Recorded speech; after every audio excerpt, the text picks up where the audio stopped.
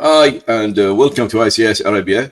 This is a very special episode with my friend John Hoff from Germany. He works at Dragos as incident response principal, incident response and digital forensic. Is that true? Yep.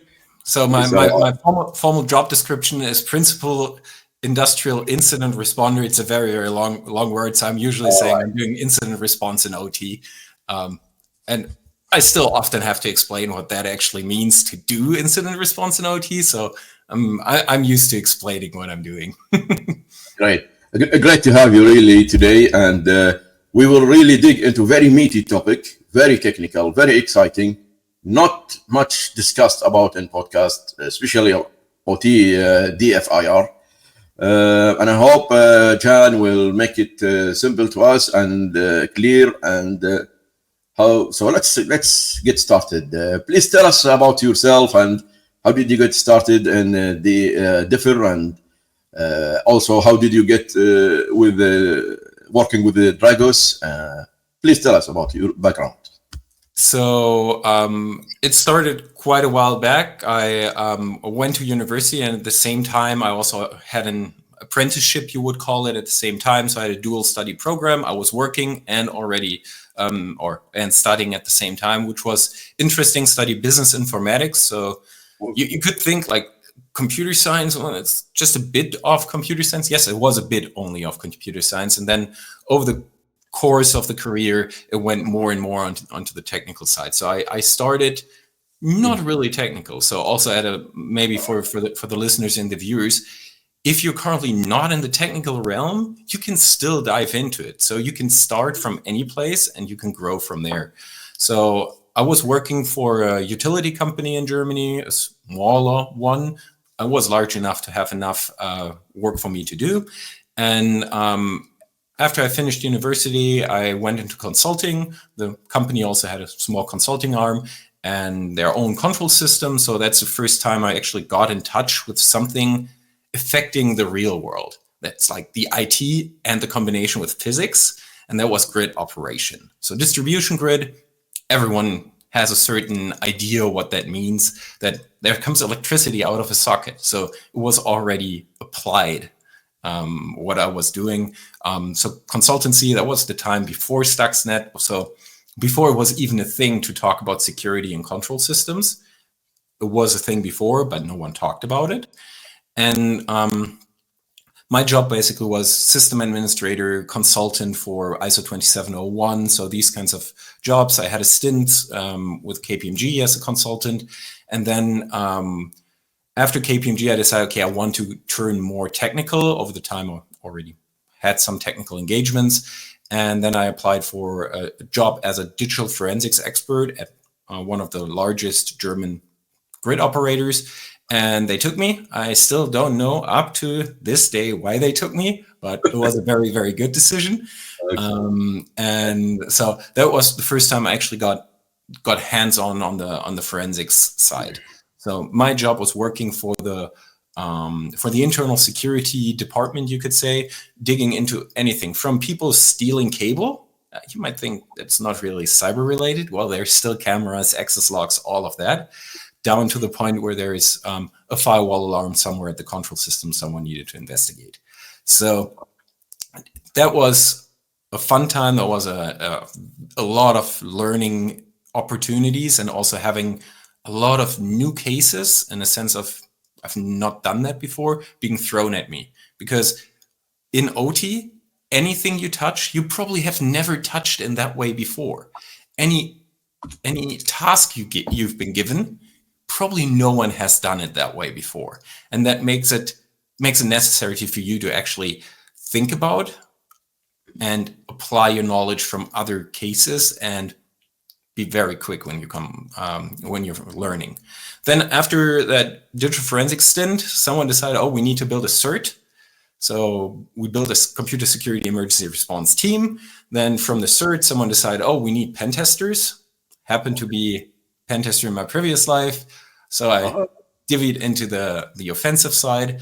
Then did basically what I protected in the past. I was able to, or was allowed to attack, which is quite nice. And I'm with the idea, if you're a good defender, you're a good attacker. And if you're a good attacker, you're a good defender. So that's why, for example, in Israel, you have so many cybersecurity companies and good cybersecurity companies because they've been trained in the army and trained to defend. And it's the same in the US. And that's basically my mantra. If someone asks me, do you want me to go to the red side or to the blue side? I usually say, it doesn't really matter. As long as you're good in either, you can move between those. Okay. And that's basically what I did. Once I got bored with the pen testing, the red teaming, I went into the purple teaming corner. So basically helped our defense team to create better use cases, better detections. And then I ended up with Dragos. So that was 2016 when I was in a conference in DC. It was a SANS conference.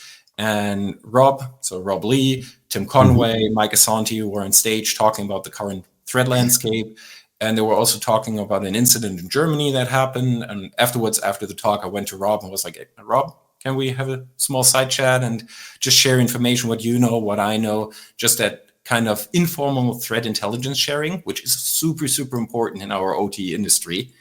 And that was an interesting talk, an interesting evening. And fast forward 6 years.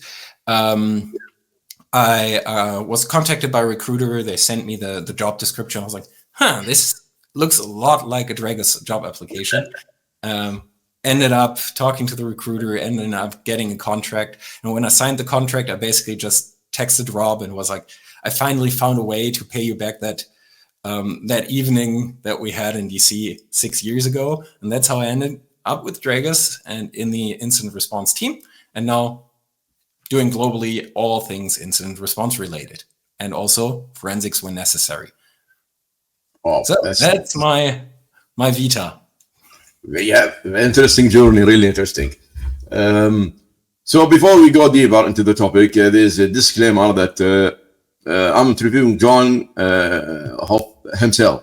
He doesn't represent the opinion of his employer or any company or any entity. So just to clarify. So I was going to ask you that, but you said the difference between the pen test and DFIR, and which one did you find more exciting, the being pen tester or there's I think a time for both. And sometimes when I'm investigating an incident, I still have this itch of still like, oh, it would be so cool to test this now. But it's if I now had to choose, I think forensics just gives you or incident response just gives you a different satisfaction in the sense of you're solving a problem and you're not creating a problem in that sense. But I still like to be like to do CTFs. I still like to do all the technical challenges, breaking into things, because then I can understand and can sharpen my mindset.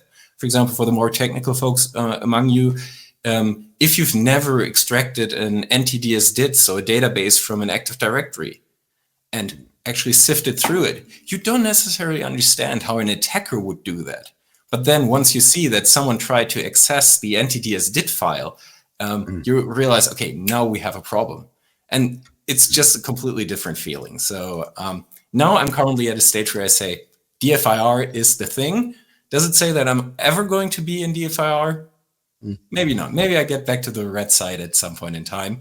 But things have also shifted since then. Back in 2010, pen testing and then later red teaming was something novel. No one has done that before. There wasn't this feeling of commodity. And nowadays, if I'm talking to also former colleagues that are doing pen testing, it turned into commodity. There are a lot of people on the market, also in the OT market, which say, oh, we do an OT pen test.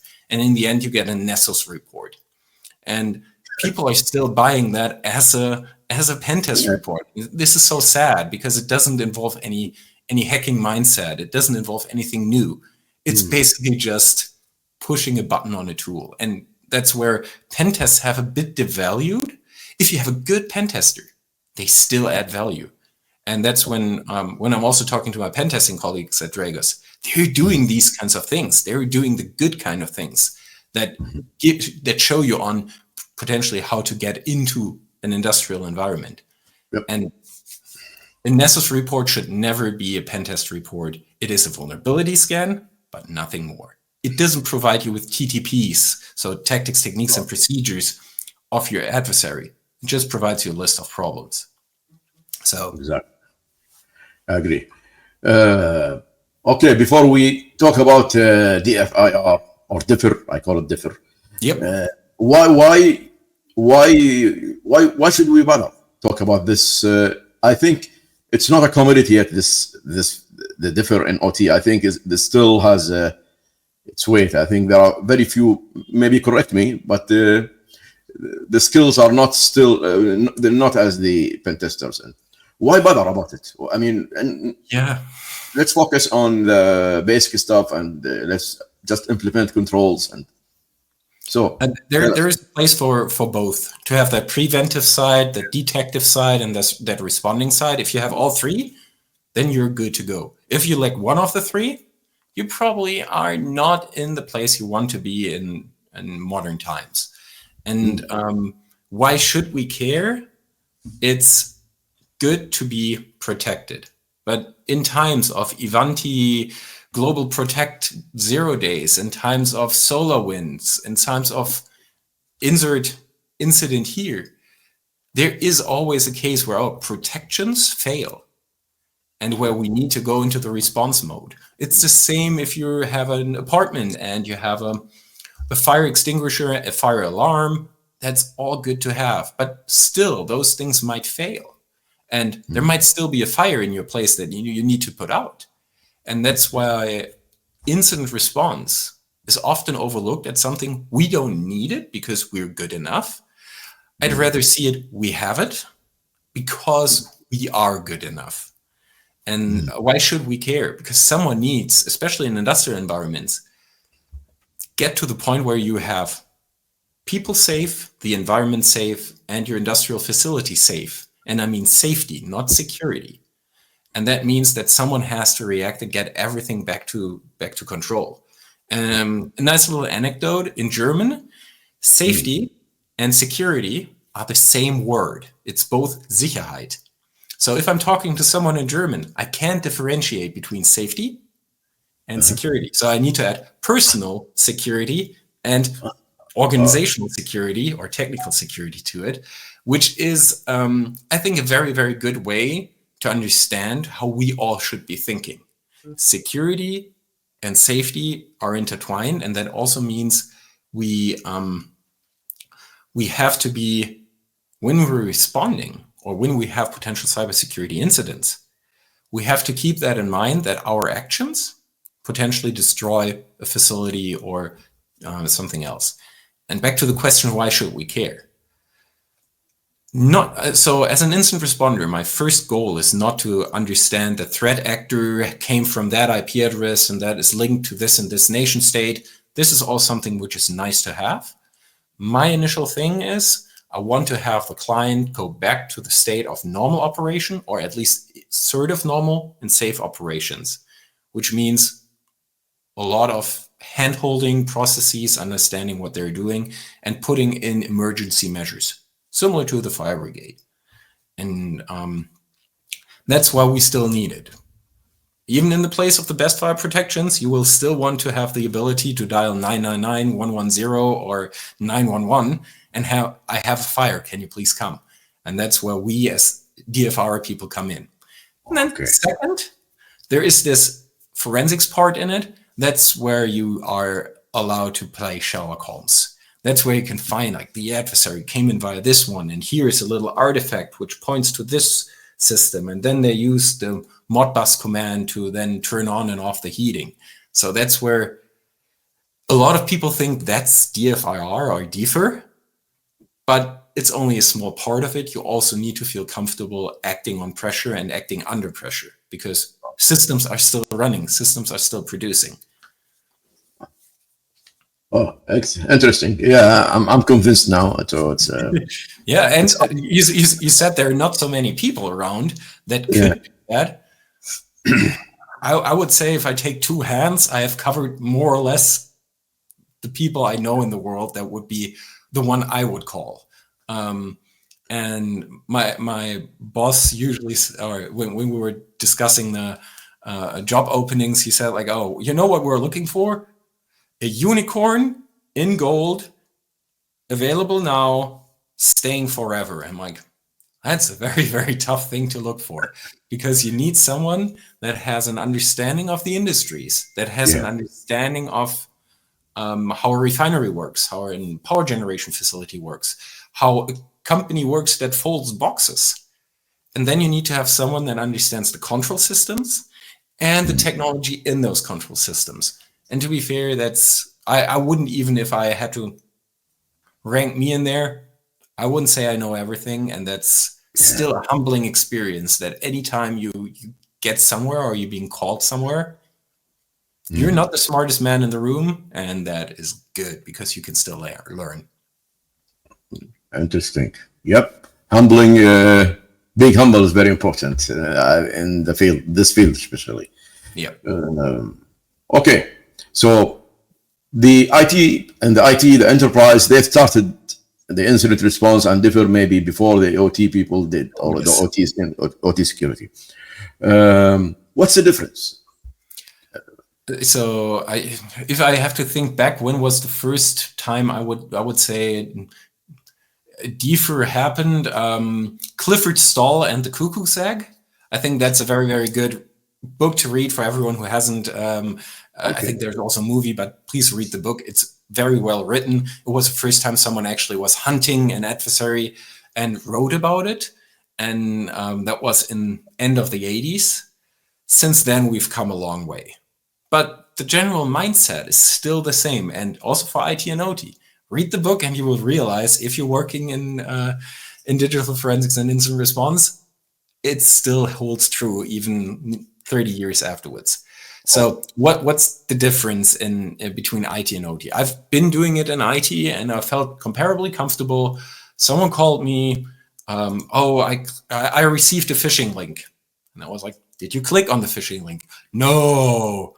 And then I was like, are you sure? Maybe. Yep, because my CM system said you actually clicked on the malicious link. Oh, have I done something stupid now? Maybe, but all is good. We changed your credentials. Nothing happened. So that's something comparably normal if you're an entry-level analyst and have to deal in a SOC, for example, with calls coming in. And then if you have an intrusion, for example, and you investigate it, you have your antivirus, you have your EDR system, you might have your full-blown suite of tooling that you can directly dump memory from systems. So you have ideally a very, very good suite of tools, a very, very good suite of processes. You have enough experts and you can call enough experts. Potentially have one on retainer that are going to help you. And the questions often range from potential cybercrime, insider threats, or just someone misusing computer equipment. But then the investigative steps are usually the same. You sit in your office, you get somehow evidence into your office. If you're very active, you even get the evidence from a system. That could be you dumping the memory, you removing the hard drive and creating clone of the hard drive. In this case, write blocker is a very, very important thing to use, so you're not changing evidence. And then you take that evidence and you usually carry it home, quote unquote, into your office, where you can investigate it in a safe environment. And if the system is unavailable, I don't know, the workstation of that employee, usually that's not a big thing. Sure, also in the IT, you can have the SAP system being unavailable or your email server. That is super, super annoying and probably also very, very costly to fix. But it doesn't really endanger people, the environment. So you can maybe not write invoices, but you could still do your normal office job. And a lot of people won't realize. But then if you go into the OT, if an incident happens there, even to this day, there are environments which have configure viruses. Configure, for the younger listeners and viewers, was a worm in the late 2000s, which infected thousands, millions of systems over the world. It used two main vulnerabilities back in the days. One was, I think, a spooler vulnerability. The other was a link vulnerability on your USB thumb drive. And the ones coming from OT security, I'm like, sprint spooler and links? That sounds a bit like Stuxnet. It sort of sounds like it. I think the intent was something different, but you will find also the vulnerabilities on one side of the world and the other side of the world, which makes it interesting. But that kind of malware still is industrial environments, and the facilities still operate normally. But then, do you really want to have malware on your plant systems? No. How do you get rid of that? So you first need to scope what's all affected. You need to find a way to get that off the machine. Can you reboot a machine? Maybe. Would that incur downtime? Maybe. Who would you need to ask whether you get downtime? It might be easy in a company that folds cardboard boxes, but if you operate a nuclear power station, I don't think you want to randomly turn it off and on just to get configure of that system. So the difference here is that we, on the one side, have proper tooling, we have processes, there's enough documentation, and I'd say we're usually rather up to date on Office environment. You talk about cloud, you talk about Azure Active Directory, Entra Active Directory. You talk about all those nice things, all those visibility you have. And then you go into an industrial facility, and the first thing that comes to your mind, or that you open a cabinet and what do you find? A Windows XP computer that's controlling, I don't know, super sensitive part of the process. And then, do you still know how to interact with a Windows XP computer? Do you know that a Windows XP computer with a, I don't know, an Arabic language set has different path names than a US computer? So you can't use your normal procedures. You have to adapt. And one thing, this kind of legacy systems, if you want to dive into OT security, be prepared to go back in time. From a technology perspective, and also from an response perspective, because in a modern environment, you say, I'm removing one client and I'm adding another client in. If you are in a legacy environment, that product, that computer might not be produced anymore. And once you turn off a computer, it might go into a head crash, meaning you have the hard drive spinning and you have the read-write head moving on the disk. And if you turn it off, this little arm just doesn't start again anymore. And then you have a broken hard drive afterwards because you turn the system off. This is something you need to consider when doing response actions. The general idea when doing incident response is still the same. You want to scope the extent of the problem. You want to respond to the extent of the problem. You want, and contain, meaning preventing the virus or the attacker to move to other systems. Then you want to remove them out of the environment and come back to the normal operations again. So the general idea is the same. The way to get there is something different. You might not be able to remove a hard drive. I had one instance that was an oscillator, like a box, like you might know from electrical engineering classes. There is a green line moving up and down, and we didn't know whether that device was infected by a virus or not. And then we looked into it, turned out it had a hard drive. So took out the hard drive, imaged the hard drive, had an exact copy of the operating system and everything on that device, and we could hand the device back to the operator.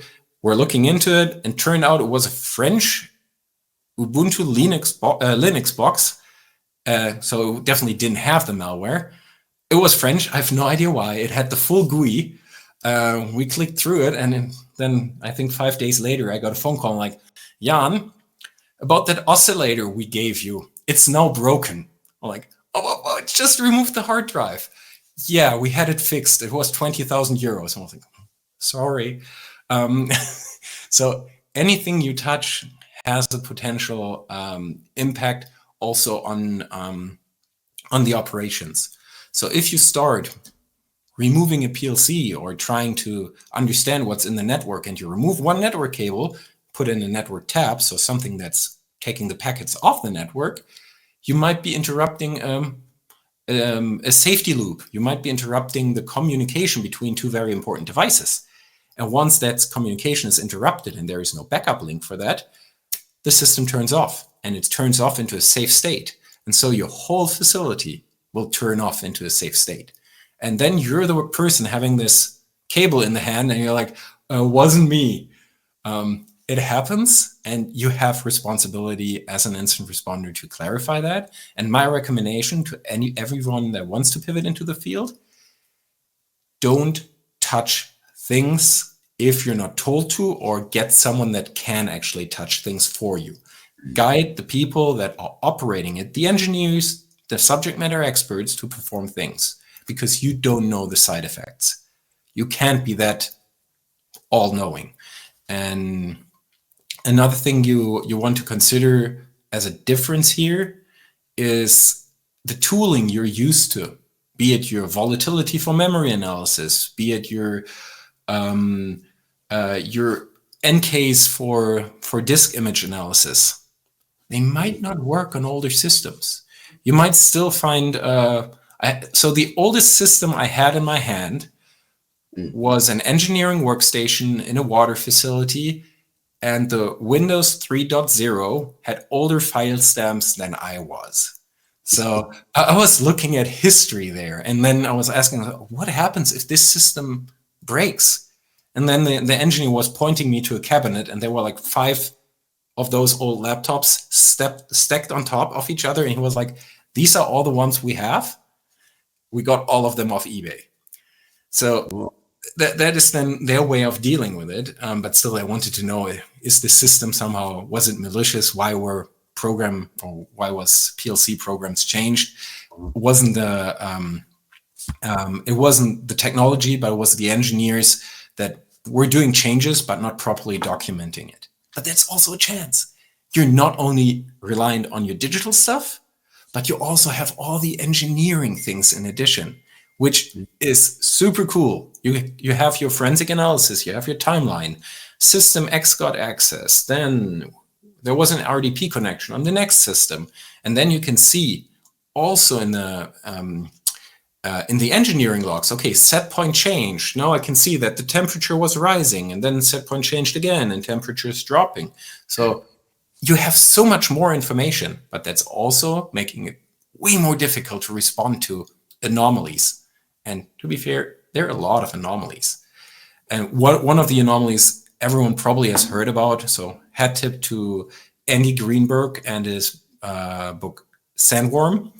Yeah. When there was the incident in Ukraine 2015, and the 3 Oblenergos, so distribution grid operators, when they had their power outage, one actually got their phone and was recording the screen. And if you Google or YouTube that one, I think it's called Phantom Mouse, you can still see that, where on a Windows XP machine you see the engineering diagram of this substation, and you see someone moving the mouse, and the engineers were like, we're not touching the mouse, why is it moving? Yeah. And why are they trying to open breakers?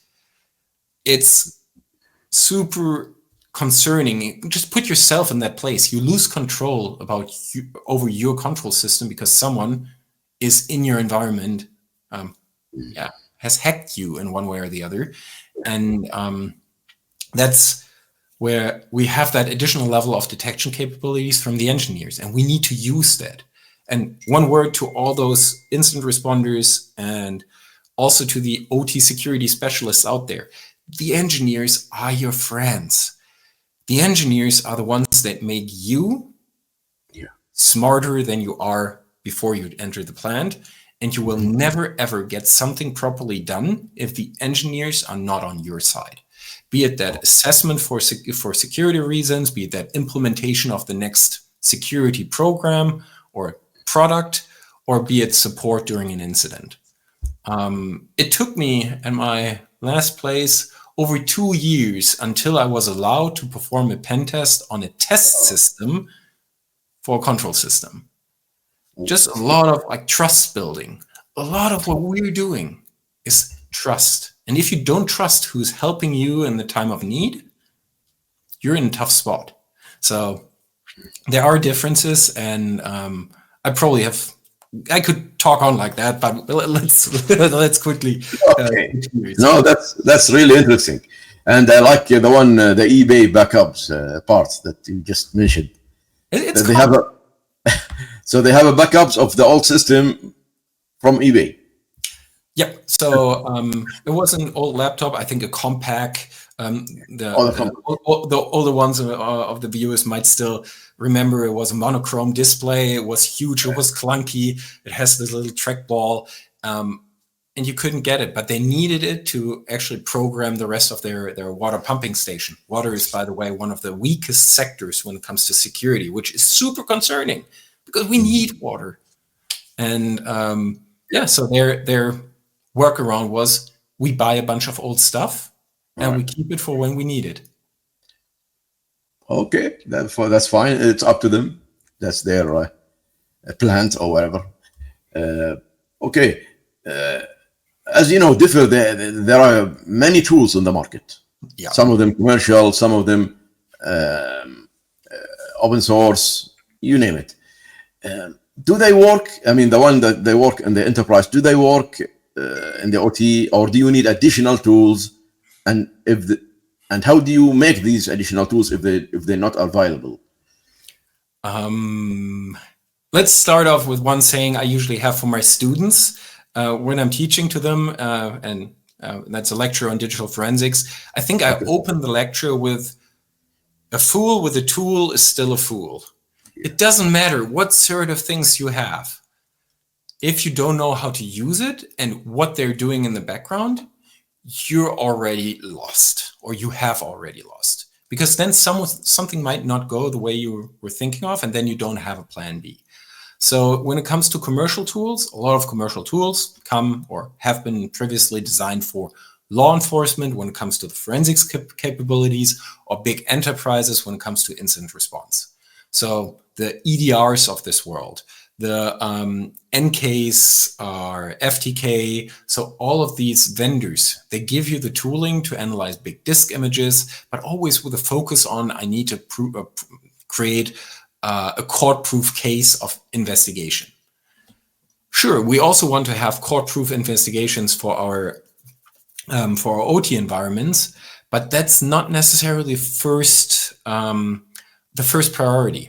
Our first priority is safety. Our first priority is availability, but that's also a management and a business decision.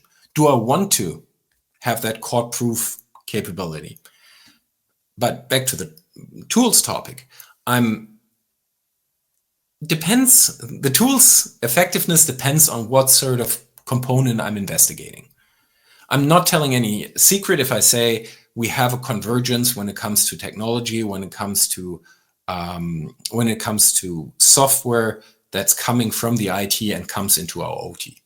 I've seen OT environments where there's Kubernetes clusters, where there's software-defined networking, where it's the next-gen Blade Center in there. Would then our normal IT tools work? Yeah, they do. It's because it's the same thing. It's the same routers. It's the same switches. We can still use those tools then. And from an artifact perspective, if we take an industrial DMZ, for example, there might be your historian server. Your historian server runs a database. It runs on a Windows system. It might be an older Windows system, but it's still working as normal. You still have your event logs of who logged in and who didn't log in. If you don't have them, today is a good day to start configuring that event logs are being properly saved.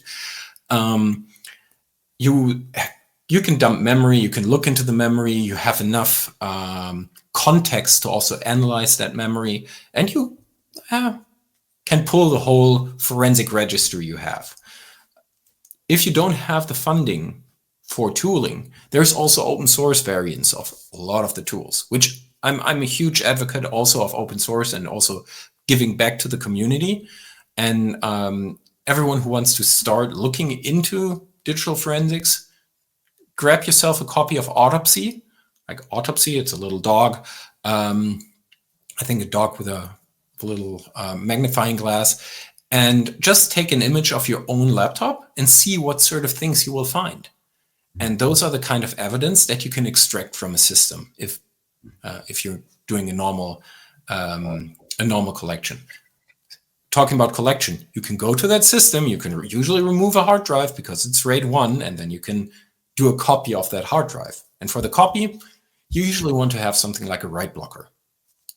You can also do that, obviously, with a normal Linux machine, boot the Linux machine, read-only, and. The normal court-proof way would be to use a write blocker. There are a few vendors on the market. I've only seen two in the wild. One is Vibetech, and one is Tableau. So those two are usually the ones that I found, and that's comparably expensive to get into. So if you want to start with it, it's probably not the best way to start by investing a lot of money into that. Try the software version first. But that's normal IT forensics. Where the OT comes in is understanding what this historian server does and what normal communication are. And that's where your skill set as an OT person comes in, or you need to ask someone, what is this system doing? I've seen someone RDP to it. Is that normal? I've seen this system send reports via an SMB connection to the IT. Is that normal? So the spotting the abnormal requires you to know what's normal. Then if we go one level down, that's where it becomes interesting. That's where there's often you don't even have access as a responder or as a customer to those systems. Those are the control systems. So those where all the data from the field comes together and you get a view across the whole estate. So that SCADA system, supervisory control and data acquisition. Those are often running on Windows systems. There are a few which run on Linux, but the majority will run on a Windows system, and you can still perform the same activities on those systems as you would on a normal corporate Windows box. But you don't necessarily have the same configurations. They might have not been hardened because you as a vendor, you as an operator, are often not allowed to touch those systems. They're being provided to you by someone else, and you have to keep your hands off if you want to retain that maintenance contract. Then get the data off, potentially the memory, often a lot of memory because it's not a simple 8 GB machine. They're beefy machines because they have to process a lot of data. They might be distributed machines. And they probably have weak passwords. They probably have missing patches because patching in OT is something which is also difficult. So you as a responder, you as a forensic analyst, you have to expect that these systems are vulnerable, that these systems have not been hardened. And that makes it difficult to then also say, oh, this is abnormal. Someone changed the Windows Defender settings. Well, most systems I know have a disabled Windows Defender or have the C drive on their exclusion list because that's the way we configure things. I know I'm giving a lot of bad press now to our integrators. A lot of our integrators are not doing that maliciously.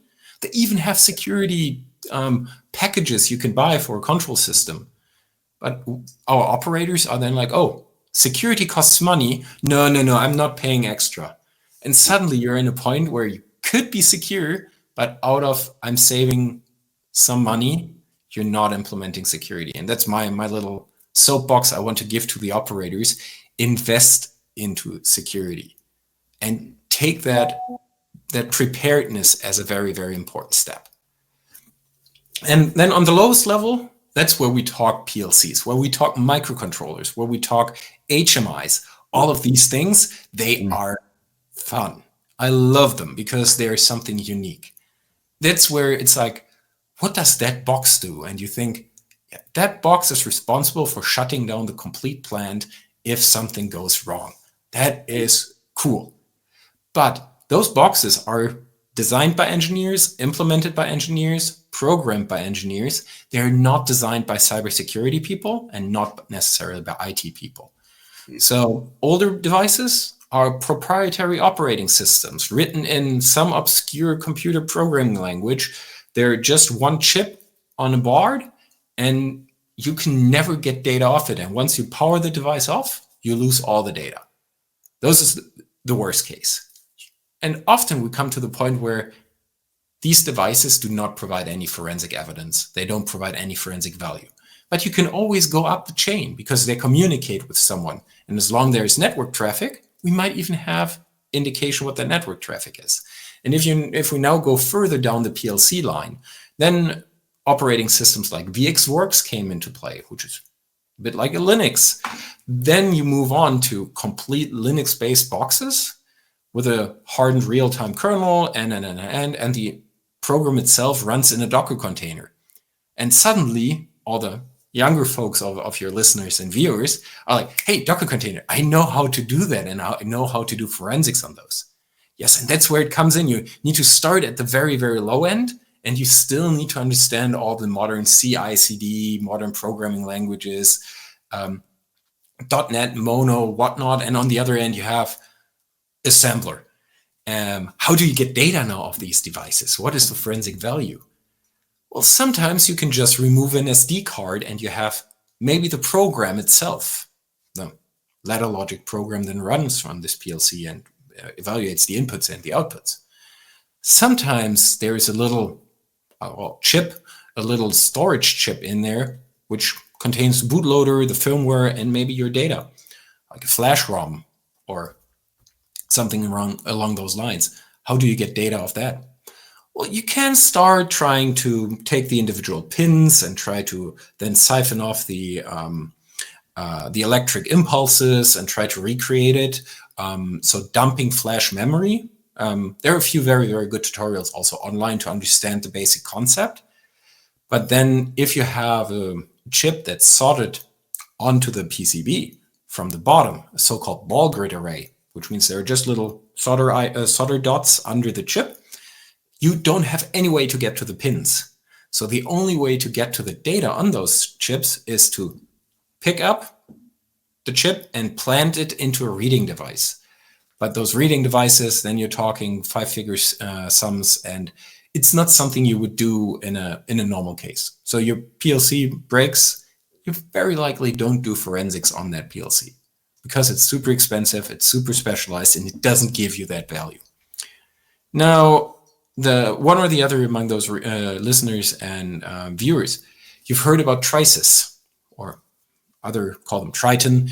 That incident or that malware that affected the Schneider Triconics PLCs. Schneider Triconics is a safety PLC. The tri in the name implies that's a three processor safety system. So it needs to have it needs to fail 2 processors before the safety function doesn't work anymore. So it's a very, very safety driven and also secure environment. That one got attacked by a malware, and that malware was called Trisis, Trisis. And there are very, very good write-ups from Dragos, also from other parties. And when you read through it, you realize, whoa, that is very, very low level of people having arbitrary read-write primitives on the controller itself. I'm like, I have to say, be it Stuxnet, be it Crash Override, be it Trisis, I do a hat tip to the developers, and I think what they did, or the attackers, I think that was pretty cool.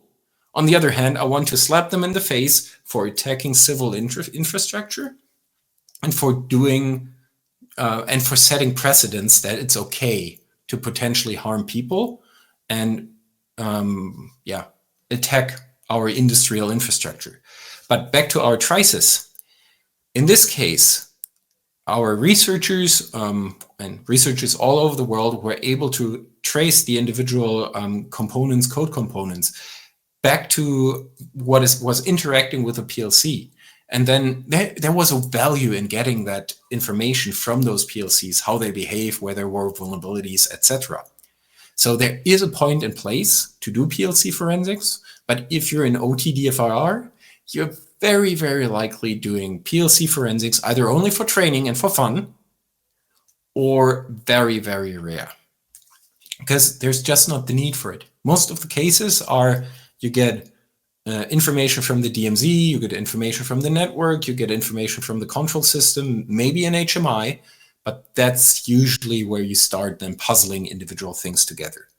And understanding what sort of evidence sources you have, and evidence sources in this case, take your industrial facility, or wherever you're responsible for, and try to understand what sort of evidence you can get from what component, how easy it is to access it, how long is it kept. Some devices, if you power cycle them, you lose all log files. So you want to get the log files before you power cycle them. And make that a spreadsheet, make that a table, and understand where you're currently at and where also your capabilities potentially as a forensic analyst or as a responder are. We at Dragos, we call that the CMF, the Collection Management Framework. I like that whole idea of having an inventory of your log sources. In the IT, you usually have just one single source of truth. That's your CM system. In the OT, you have way more, but you need to correlate those. So that's my little soapbox. Get out there, find what sort of evidence sources you have, and write them down. And train where you don't know what you're doing. If you're a shop that has just a bunch of Schneider Triconic systems and you don't know how Schneider Triconic systems work, that might be a very good thing for a little homework exercise with your team to understand what you as a responder can do and what you can't do. Okay, but I think there is a problem because say you have a team in any company, like your company or whatever. Like, I'm sure there are not plenty of them. No. Yeah, my guess. So is it possibly that you know how to deal with every brand, with every PLC, every SCADA? Because now you enter a new factory and you surprise there is a new brand. What are you going to do? I mean, in the end, a lot of the work we're doing as defenders and also the red teamers, we have to have community. I don't need to know everything, but I need to know who I can ask that can help me. For example, my colleague, one was a former Schneider engineer, one worked for Siemens in the past. I was dealing with a very obscure German control system. And in the end, reaching out to your colleagues, friends, the community and say, I have this issue, and potentially make it also a TLP amber strict, make it TLP red, and understand what sort of information you need. So establish trust. I said trust in very early when we were talking. That is also among the community, because I can't know everything. Because otherwise, then I can know everything, but then I don't know enough. So I'd rather say, and also very, very important, if you're doing forensics or incident response and you don't know a system, admit to it and say, I don't know enough, I'm getting help. It's not a bad thing to say, this is beyond my head or over my head, or I need additional help. I know we in the community, or we as cybersecurity people, we think we always know everything and we can solve everything. We're the one-man army rappelling off a helicopter into a power plant and solving the world. No, it's not that way. In the end, you have to have your engineers you're talking to, your colleagues, your friends, and you can always, or you will always specialize in the systems you're dealing most with. And you can take vendor training, and afterwards you are an Emerson expert, or you're then you're an Emerson expert. And my question would be, is it an Emerson Ovation or is it an Emerson Delta V? So they have two different control systems. So you know the vendor, but you don't know the individual control system. So there is so much detail and so many fragmentation in there, which also here, prepare. If you're working at an operator, prepare for the systems you're having. Go to your operators and say, am I allowed to get a memory dump? Am I allowed to get a file system dump, and take a look at it and understand what it's doing? And if we had the time in the community, I would love that every incident responder or every OT cybersecurity specialist gets a month with the actual operator and has to work hands on keyboard, the processes, and watch other people do and operate a plant. Because that kind of understanding is what differentiates us as OT specialists from the general IT person. You can pick up the phone like, oh, I forgot my password. Those are also very important, don't get me wrong. But we have to be understanding what our colleagues are doing. And it's, as I said in the beginning, you're very, very likely not getting the same case twice. If you work in IT, There's like, oh, we have a Lockbit ransomware somewhere. Does anyone want to look into Lockbit? Oh, it's already the 5th this week. I don't want to. In OT, you might find ransomware somewhere, but then there's suddenly the question, so there's ransomware in the OT. What does it affect? Can we restore? Yes, no, maybe. How did that come in? There is a lot more to it, and that's where it's where it requires you to learn quickly and also to improvise. You said tooling and writing tooling yourself. For the system, one control system wrote very, very weird logs. It was writing logs with CSV, so comma separated values, but was adding random line breaks into it. So there was actually no way of telling where a log entry started and where a log entry ended. So in this case, I was a colleague of mine, got their Python interpreter out, we're quickly scripting a script, and we're like, okay, this is demarcation line, so tick, tick, tick, tick, tick. And in the end, we had written a parser for a log format, which didn't exist in that sense. And my plea here, if you're writing these kinds of things for your day job, for your analysis, and you're allowed to by your company, put those out in the open. Contribute to the community, because you're probably not alone. And that's also one of the things I want to give the viewers and the listeners. You are not alone in this job. You're not alone in OT security. There are a lot of us, but we just need to talk to each other and build the trust.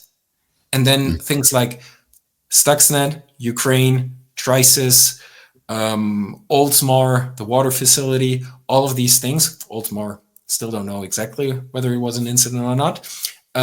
All of these things happen, but we can in the end react to it and investigate it. So I think there is a good way forward. Okay, I mean, this makes differ in OT. Maybe my guess is harder than IT differ, because there are plenty of systems, vendors, protocols, different architectures. So it makes it hard. Hard is a very, very difficult qualifier here, because also IT can be hard. The first time you look into an SAP system and you need to do forensics on an SAP system, you probably are going to have your brain go up in fire, because it's like, oh, what's this system doing, and what's this ABAP language, and so I don't like to say it's harder. It's different, and it requires different skills. So the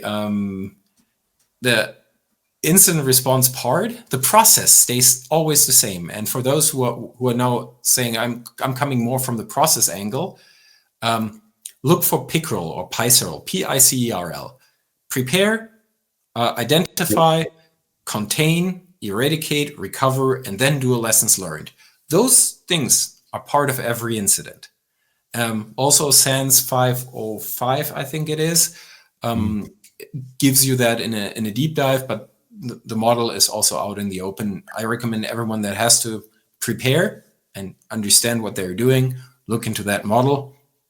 And it's maybe also very worth noting that incidents in the OT are not daily. Otherwise, I'd be not sleeping well. Incidents in the OT are usually low frequency and high consequence. If something happens in the OT, we're talking about a plant going down, potentially H2S being also hydrofluoric acid being sent into the environment, all these very, very bad things. And luckily, they don't happen so often. In IT, someone putting in a password in a phishing website, that happens probably daily. So that's one of the core things everyone needs to keep in mind. It's low frequency, high consequence. So don't expect to be called out every single night and you saving the world. See it that way. If you don't need to save the world, other people have done a very, very good job before you, and be proud of those people who have secured the systems, and you don't need to fight the fire. Cool. So, I mean, what do OT incident responders in the peacetime during the peacetime, what do they do? Do they sharpen their skills? What do they do? Other jobs? What do we do in peacetime? Yes, that's a good question. A lot of people think like we're sitting in our chairs just waiting for the phone to ring, and it's like, the world is beautiful. Unfortunately not. I still have to earn my money one way or the other.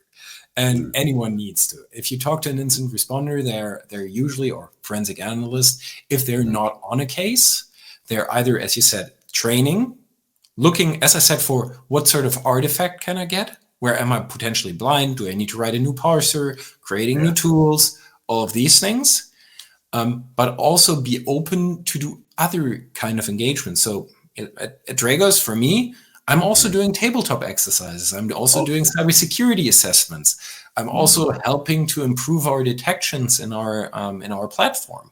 So I'm not saying I'm an incident responder and I only do incident response. I've met those kind of people, but you lose a lot of the view left and right by just focusing on I'm a forensics guy. I only do forensics. Then you're very, very fast. You're alone.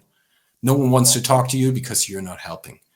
So prepare to also do things which are not necessarily incident response, but they contribute anyways. And you can contribute anyways to a security assessment. Well, then just take your incident response helmet on and say, okay, what would I want as an incident responder for this environment to look like? Do I need network segmentation? Oh, that would be cool. Do I want network visibility and net flow? Oh, that would be also cool. So you could then write a recommendation to that client and saying, okay, this is what you're currently not doing. We recommend you do that. So it depends a bit on the company you're working for. If you're working in an industrial operator, it's probably more being also the awareness person, being that that liaison to the cybersecurity function, because the engineers trust you. The engineers don't trust IT. If you're working for a consultancy, you're probably doing any job that's available out there. If you're working for an incident response shop, there are a few that are solely doing incident response. And I'm working for Dragos because I don't want to do only incident response. I want to do mainly incident response, but I also want to see some other things in the world. They would then be training and doing their tool sharpening. And I think the best mix is have incident and forensic analysis, have a bit of that outreach, understanding capacity, internal projects, and have on the third that outward reaching consultancy bit where you assess, where you do tabletop exercise, where you understand how clients are working.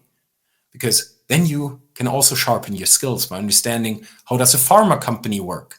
If I work for a month for an oil and gas company, then I get a pretty good idea what that oil and gas company does, but then send me to a pharma company, I'm like, you do those pill thingies, right? So have your incident responders cross-train also the verticals if you're active in more than one vertical, because the language also is important. Maybe also for a takeaway for the listeners and the viewers.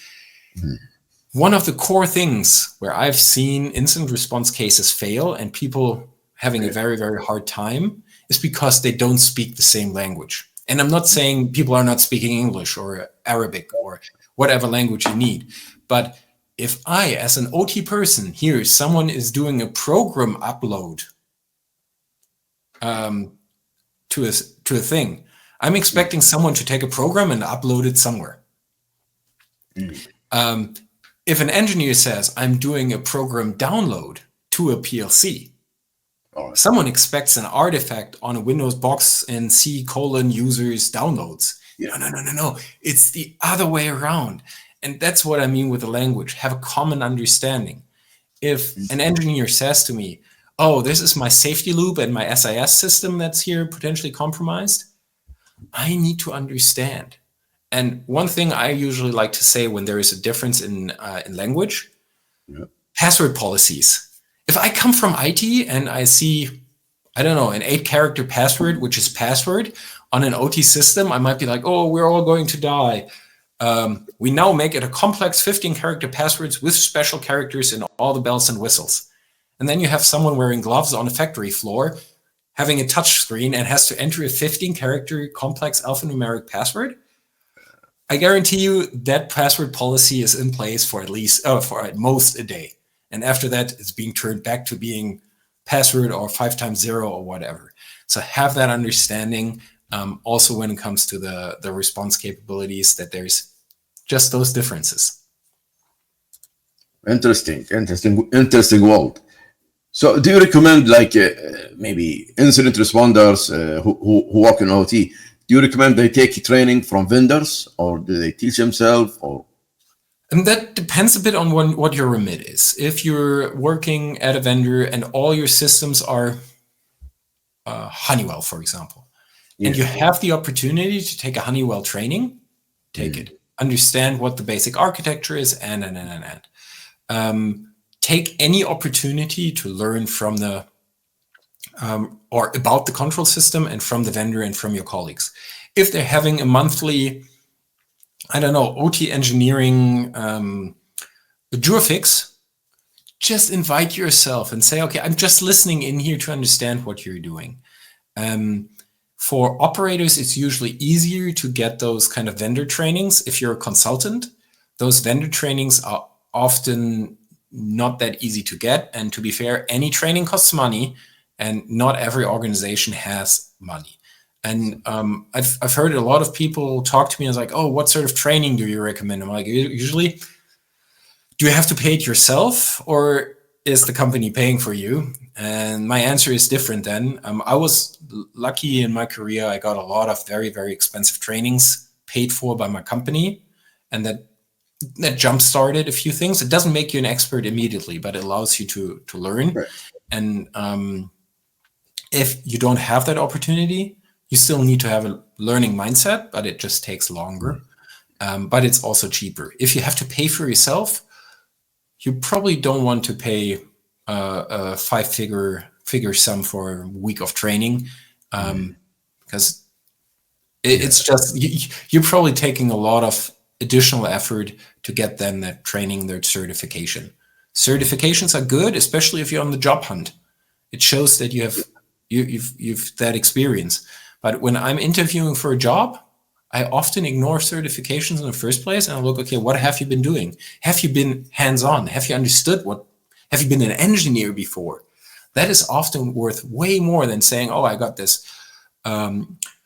certification here, certification there, certification here. I'm like, you can pass certifications without ever having practical experience, and that makes it difficult. And we're looking in the OT security for people with practical experience.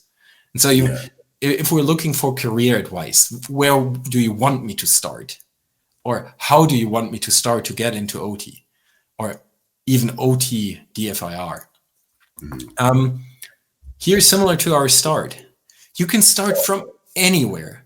I know people who have a degree in biology. I know people who have programmed safety PLCs in the past. I have people who have a banking background, and they decided, oh, banking is boring because there's no actual stuff happening, and they pivoted then into OT. And how they got there, that's very, very individual. What they have all in common is that they had a high interest in technology, a high interest in engineering, because it's not only, oh, I like computer games, so I'm a computer guy. No, it's that trying to understand the world, having that engineering mindset, having a very, very strong urge to learn, because it doesn't matter where you start in OT security, you will start learning. Be it either that you come from the engineering background and you know, okay, this is how a PID loop works.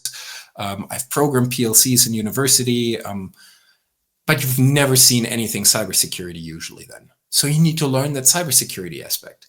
On the other hand, you might come with a degree or a master's in cybersecurity. You know all the bells and whistles. You've done SOC 2 audits and ISO 27001. You know every single control. Actually, it's this 27002 that has the controls. The one is the management system. Anyhow, but then you don't have any understanding how the real world works, how a refinery works, how whatever sort of industrial facility you're in. So you still need to learn. And starting there, find a job that gives you that exposure that you need, be it either an exposure in cybersecurity. That could be you start as a security analyst, and for the first half year, you might be answering phishing emails. That can be very, very annoying, but it also provides you that learning experience on how things are going. If you come from the cybersecurity field, you want to understand how maybe the engineering works. So you might be able to take an internship at an industrial facility and understand how it works. Because once you have shown that interest and your CV says, okay, I did an internship here, what was my tasks? Configured PLC with new firmware or something around those lines, that already shows you care.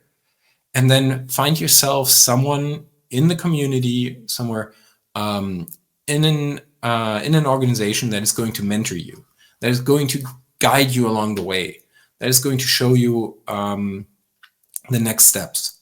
And just because you haven't studied cybersecurity doesn't mean you cannot do OT cybersecurity.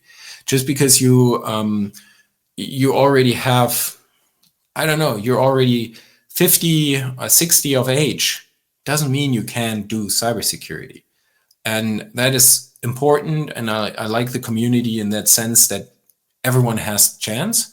And from a career advice, whether you want to start in the blue side or we want to start at the red side, attack or defend, you can always move from left and right. And that's also something which is very, very unique. And none of our career path, doesn't matter who you're looking at in the community, is straightforward. None of us has started OT security and stayed in OT security all the time. Same for forensics. Some have a law enforcement background. Some have just a hacker background. Some have been convicted in the past because they did something stupid when they were young. So our community is very, very diverse. And I think we need to embrace that, and that's a chance. So from that career advice, go out there and do good things. And if you have a question, reach out to someone that knows. Yep. So let's say a very good hacker. Yep. So you just mentioned it. I caught it. How he want to do OT security? How does he do it? I mean, does he have to go and work in a factory or what? How does he? Yeah. Not necessarily work on a factory, but get some sort of exposure.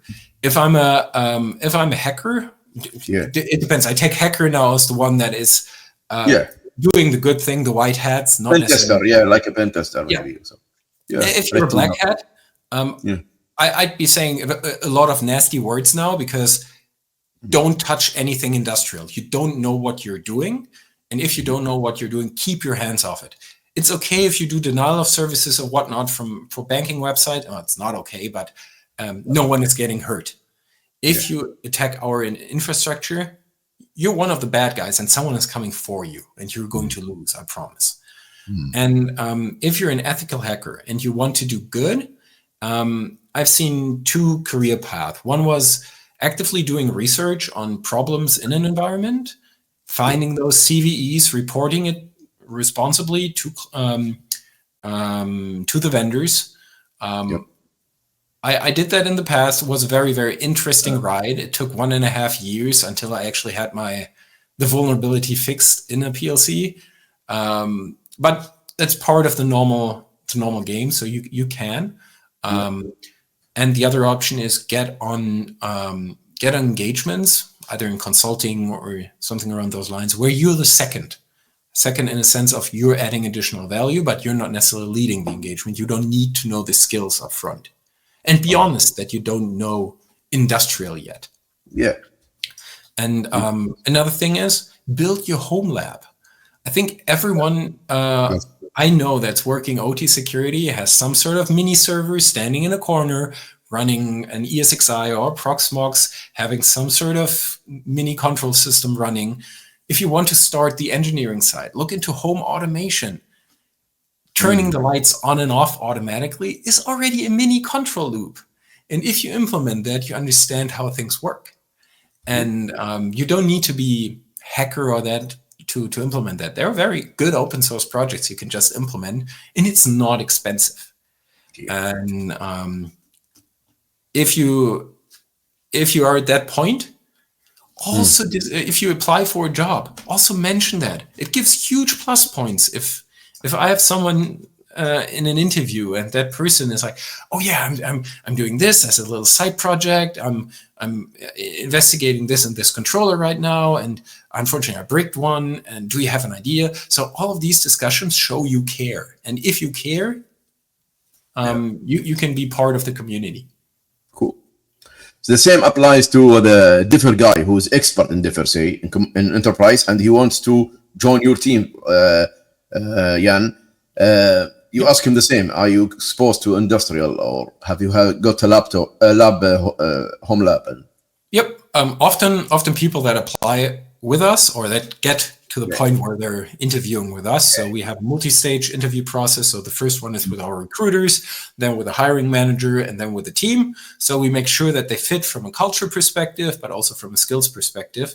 And we're not under the illusion that we will find that unicorn out there just waiting and saying, I want to have a job.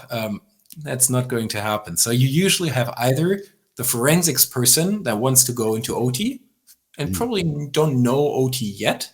No. But we also had the other end where we have an engineer who wants to go into forensics. And if you usually either or. The one in the middle is comparably rare. And then we assess how well you are to learn the other side.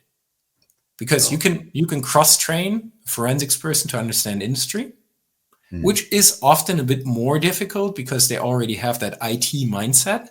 And then you need to get the IT mindset with a little hammer out of their brain and get the OT mindset in. And on the other hand, if you come from the engineering, you already have in the mindset like, okay, here's a turbine, there is a vibration monitoring system. If the vibration monitoring system has an issue, I have an issue, yada, yada, yada. Training them on, okay, this is broken encryption, this is how BitLocker works, this is how I dump memory, this is how I analyze memory. Often that's a bit easier because they already have the engineering background and you don't need to remove something from them, but you just need to add the skills. But both, it's a challenge. I admit it. So at the end, it depends on the individual, how curious he is, how willing, like you said, to learn. And it doesn't mean if he's engineer or IT or... Yeah. And even if neither, and that person is applying for a junior position, so I know that we're currently also hiring for junior analyst positions. And if you're curious in that, there's also a place for you. And that's, I think, the first time I've seen in a long time that there are junior positions for OT cybersecurity open in the wild. And I personally hope that the community and that more companies are going to open junior OT cybersecurity positions and help people grow into that role. Yeah, it's challenging to get them, the juniors. It's been the last years, I mean, especially. So, okay, let's go back to the DFIR and real world.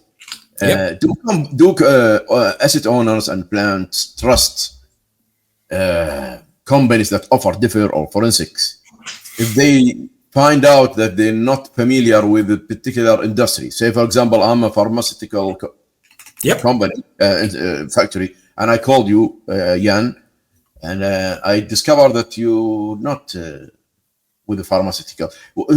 From experience, what's the reaction? Do they accept them? Do they make the deal? Do they trust them?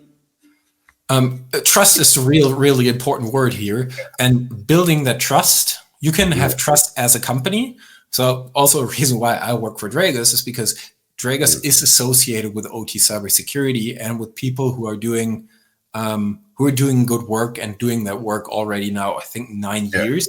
So there is a certain level of trust. Same for if you buy a fire alarm system, for example, and you've never heard of that company, you probably want to do a bit more diligence. So trust is on that company level, but trust is also on the individual level.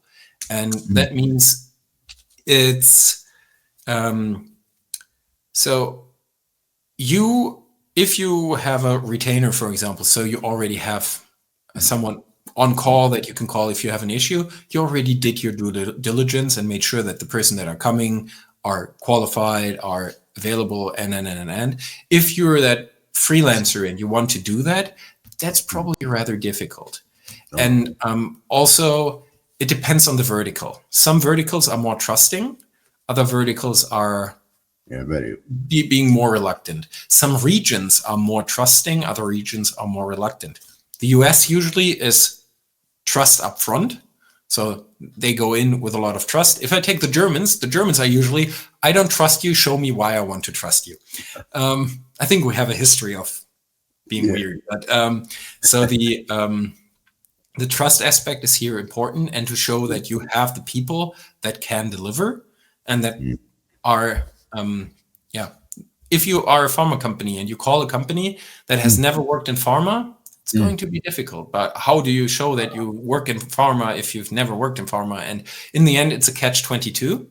And then if you have an incident and you don't have anyone on file, if you don't have a contract already in place with someone, you are in a tough spot. You need to trust someone, and you need to find someone. And the first thing I've seen organizations do is open Google and put in, I have a cybersecurity problem. Who do I need to call? Or I'm OT cybersecurity problem. Then you might be in a tough spot, because I can't vouch for the companies there. And if you haven't checked up front, that's difficult. And I can only recommend, if you need support, make sure you have that support up front, or at least had one conversation with a company and understand that they're doing a decent job and that they're available for your region. Especially in modern times, there might be companies which just operate out of the US. And if you don't have regional resources and you say, I need someone in a refinery tomorrow, that can be a very, very hard spot. To be fair, from experience, usually clients say, how fast can you be on our site? And like, I need 20 minutes to the airport, 6 hours flight, 20 minutes to your site. I can be there tonight. Are you ready for me to be there tonight? And it's all like, oh, no. Often companies want, I want you to have here in 60 minutes or whatnot. Companies are not ready to receive help within 60 minutes. So it's often that lead time. What we usually do is help them remotely via the phone, get them in a point where they can receive help, and then we get boots on the ground. And then you need to trust whoever is helping you. If you don't trust anyone and you have a problem, you have two problems.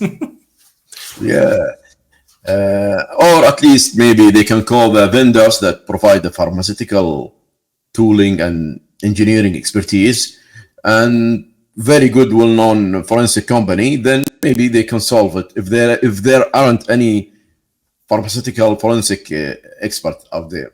So it could be in the middle ground. You know what I mean? Yep. So okay. So how long does it normally take if an incident happens from start to beginning, in average?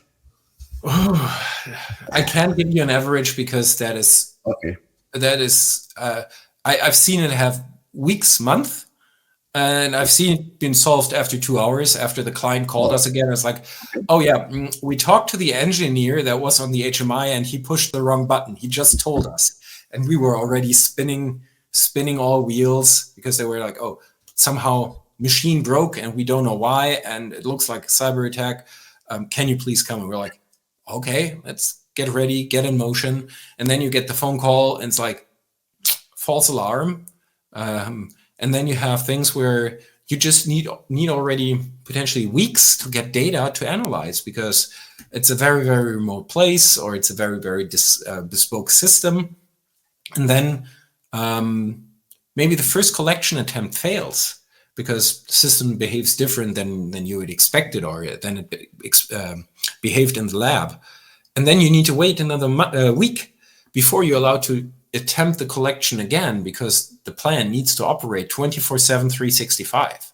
And the downtimes are just a few minutes each week. So that's when the delay comes in. The investigation phase, that's usually, I'd say, a week-ish, where you're going hands on keyboard, and always as a team. And I've never worked as a lone wolf, as a one-man army, because that's a recipe for failure. You always need a team, ideally someone with multiple or with different backgrounds, because then you can actually do proper investigation. Because I might not be the expert when it comes to networking, just hypothetically, but I'm a super expert when it comes to the disk imaging on forensic. So pairing two analysts together with different backgrounds, that makes it good and that makes it fast. One thing which a lot of organizations forget when they do planning for incident response and planning for timelines is the time it takes to transfer and copy data. OT systems sometimes only have USB 2.0. Copying a file via 2.0 on a USB thumb drive, which is only 2.0, is roughly, if you have a fast system, at 20 megabytes per second. And even if you have a SATA system, that operates at most at 120 megabytes per second, and then you're going fast. Then you might have flash memory, which is very, very fast for the first gigabyte, and then trickles down and trails down because the controller then needs to actually do the right operations. And that is just for the local data collection. And now you want to copy that one via potentially a dial-up link or a very, very slow DSL line, and try to copy a 100 gigabyte disk image or a 32 gigabyte memory image over a slow DSL line. Then you're talking 15, 20 hours just to get the data from A to B. And our facilities are not always the newest. And if you have, for example, wind turbine on sea, which just has a satellite uplink, you might need to wait for someone to go on a helicopter, get the information, and get the information back. That's also a difference in IT, in OT compared to IT. In IT, hey, everyone dressed up like me can easily go into a server room and image a drive. If I show up like this at an industrial facility, the first thing I'm seeing is the door from the outside, because I'm not being let in. I need my safety boots, I need my helmet, I need my equipment, I need to be pre-qualified, I need medical certificate. So that's also something a lot of organizations don't account for if they do incident response, like, oh, we can do everything. And I'm asking, have you ever heard of BOSIET? Now, what's BOSIET? BOSIET and MIS are the two certifications you would need to actually fly offshore. So if there is an offshore oil rig or a wind turbine, and you board a helicopter, you need to show your medicals and you need to show certification that you can safely evacuate from a helicopter that fell out of the sky. And that is super interesting to have that discussion. A lot of clients don't necessarily require that, because they say, if someone needs to go offshore, we have our people do it and you guide them. Still, flying on a helicopter is sort of cool, but then under stress, people are better not on a helicopter if they don't need to. So the certifications, qualifications, having the proper gear is definitely a thing. Yeah, this made me think about marine in OT. Maybe they make you fly to in the middle of the ocean or something. Or maybe a ship, because I'm sure the ships are OT systems. So you go inside a submarine or a submarine. I don't know anyone that has ever been doing incident response on a submarine. I know people who are doing that on ships. That's not necessarily something I'm aware we have done. Ship systems are not necessarily classic industrial, but they are control systems. I can recommend if you Google, there are a few very, very good talks on hacking and forensicating airplanes, hacking and forensicating ships, hacking and forensicating cars. So all of those technically are sort of OT, but they're a different kind of OT than I'm usually exposed to. And they're still fun, and they still all have the same challenges. And if you talk to someone in law enforcement and they have specialized units which are just there to do car forensics, to pull like accident data from head units to understand what happened in the car. Well, to be fair, if you drive a Tesla, you probably already have all that information somewhere in the US. But normal system or normal cars, there are specialists for that. And here, get your specialists ready before you need them. Cool. Car hacking. Okay. Let's maybe, well, it's now it's been more than an hour, so Yep. I can go on with you. I want to say we can always reschedule and find a second slot if you get questions Sure. in, if you have someone that wants to do a deep dive. Thanks, Jan. And let me ask you this before we close. The existing OT forensic courses. Yep. What's your take on them? Are they small quantity, or are they good? Do they really prepare you? I know it's embarrassing question. Do any of the courses actually prepare you for the reality? Yeah. Probably not, because it always is different than you expect. So the term, like the plan is always good until you have the first contact with the enemy. And same as with these kind of trainings. It is good to have at least the basic understanding and have a basic understanding how to do OT forensics. So definitely if you have a course and that's done by someone that's actually in the field and has done that, there's probably value to it. I always like to see people taking those courses and then putting those learnings into practice, because just taking a course doesn't make you actually having done it. And so my take is, if you can get on one, let me know if it's good. I myself haven't taken one, and well, it depends on what you consider forensics. There are also incident response, OT incident response courses. I know some of them are very, very good. They prepare you for a bunch of cases or case studies, and that's a good way to learn. Is that exactly what the reality looks like? No. Parts of it, but then your job as an expert is to take the parts that you already know, mangle them together, add all the stuff you don't know, and solve the stuff you don't know, and then you actually learn and you solve problems on the way. Interesting. Thanks for your advice. Really, Jan, right? Yeah. Most don't know. I from the beginning I thought it's Jan, but I heard you when you were talking. It's both. Okay. I'm used to. Well, it's a name which is from the American side. It's usually Jan, and people expect then female people, and they're disappointed if I step into the room. So it's completely okay. I know it's a language difference. Yeah, makes it fun. Yeah. Okay. So thank you, really, Jan, for this really deep talk about OT, digital forensic, and incident response. I really learned a lot from you, and I hope the viewers are too. And where can they find you if they want to? Usually LinkedIn, or also on our corporate website. Also there. If you need anything, reach out. And yep. Thank you. Yeah, I'm sure I will maybe link your LinkedIn if you. That's good. The description.